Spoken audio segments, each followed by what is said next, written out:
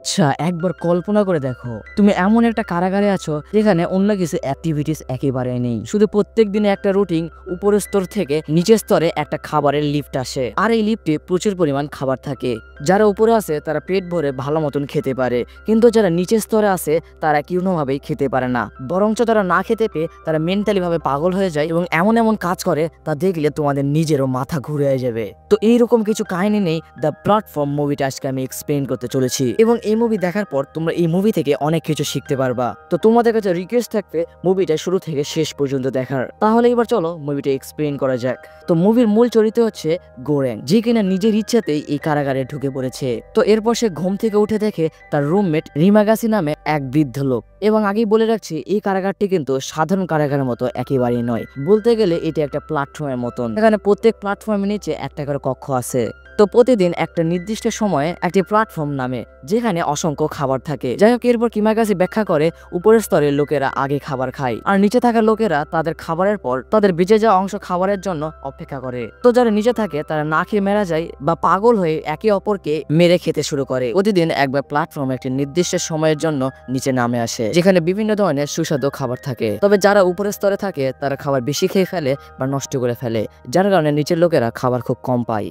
তো এরপর কিমাগাসি গ্রোয়েনকে বলে তোমার নিচের লোকদের জন্য মায়া দেখানোর জন্য কোনো দরকার নেই, কারণ তারা তোমার জন্য কিছুই করবে না। গোরিন প্রথমে এই বিষয় নিয়ে কোনো কিছুই বলে না, কিন্তু ধীরে ধীরে বুঝতে পারে সে এই ব্যবস্থা খুবই নিষ্ঠুর। প্রতি 1 মাস পর পর বন্দীদের নতুন একটা প্ল্যাটফর্মে নিয়ে যাওয়া হয়। এটি সম্পূর্ণ এলোমেলো ভাবে হয়। যদি কেউ উপরের লেভেলে যায় সে অনেক খাবার পায়, কিন্তু যদি নিচের লেভেলে যায় তবে তার খাবার পাওয়ার সম্ভাবনা একেবারে শেষ হয়ে যায়। তো এক পর্যায়ে গোরিং এবং কিমাগাসি অনেক নিচের লেভেলে চলে যায়, মানে 171 নম্বরে। এই প্ল্যাটফর্মে কোনো খাবার থাকে না, যার কারণে কিমাগাসি জীবন বাঁচাতে গোরিনকে বেড়ে ফেলে এবং ঠিক করে তাকে একটু একটু করে খাবে।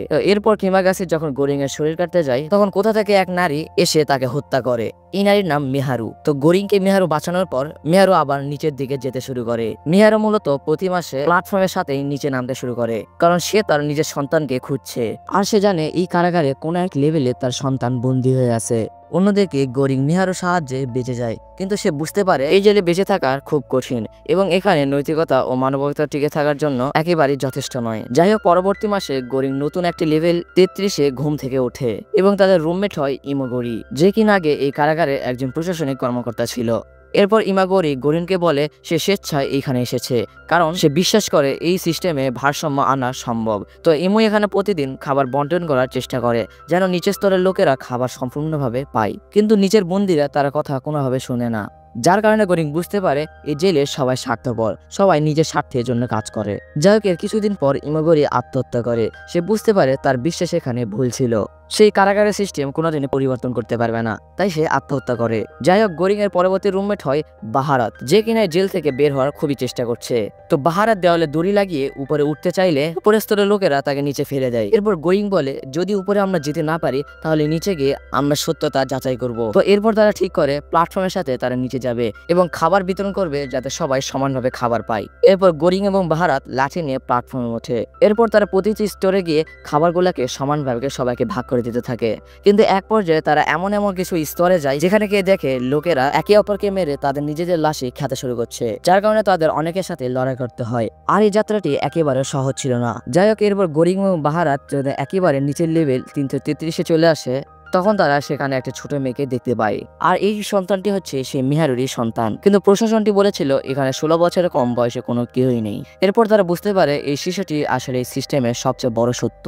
প্রশাসন চেয়েছিল এই সত্যকে একদিকে লুকিয়ে রাখতে। যাই হোক, এরপর তারা ঠিক করে এই শিশুটিকে প্ল্যাটফর্মের সাথে উপরে পাঠাবে, যেন প্রশাসনের লোকেরা বোঝে নিচের স্তরের লোকেরা বেঁচে থাকার জন্য কতই না যুদ্ধ করছে। তো গোরিং ও বাহারুল খুবই দুর্বল হয়ে পড়ে। এরপর বাহারাত সেখানে আহত হয়ে মারা যায়। এরপর গোরিং বুঝতে পারে এখন তার আসল লক্ষ্য এই শিশুকে বাঁচানো। যাই হোক, শেষের দৃশ্যে গোরিং একা দাঁড়িয়ে থাকে আর প্ল্যাটফর্মটি উপরে যেতে থাকে, যেখানে শিশুটি উপরে যাচ্ছে, কিন্তু আমরা জানতে পারি না যে প্রশাসন এই বার্তাটি গ্রহণ করবে কিনা। যাই হোক, এই মুভি আমাদের সমাজের সাথে একেবারে সাদৃশ্যপূর্ণ, যেখানে আমরা নিজেকে ছাড়া আর কাউকে বুঝি না। যাই হোক, এই ছিল দ্য প্ল্যাটফর্ম মুভির এক্সপ্লেনেশন। হ্যাঁ, আমি জানি মুভি এক্সপ্লেনেশনটা খুবই খারাপ হয়েছে, কারণ আমার কিছুদিন থেকে শরীর এবং মন কোনোটাই ভালো নাই, যার কারণে মুভি এক্সপ্লেনটা এবং এডিটিংটা আমি সুন্দর মতো করতে পারিনি। যাই হোক, আমার মনটা একটু ভালো হতো তুমি যদি লাইক এবং সাবস্ক্রাইব করতে। তো এই ছোট ভাইয়ের জন্য একটা লাইক এবং সাবস্ক্রাইব অবশ্যই করে দিও।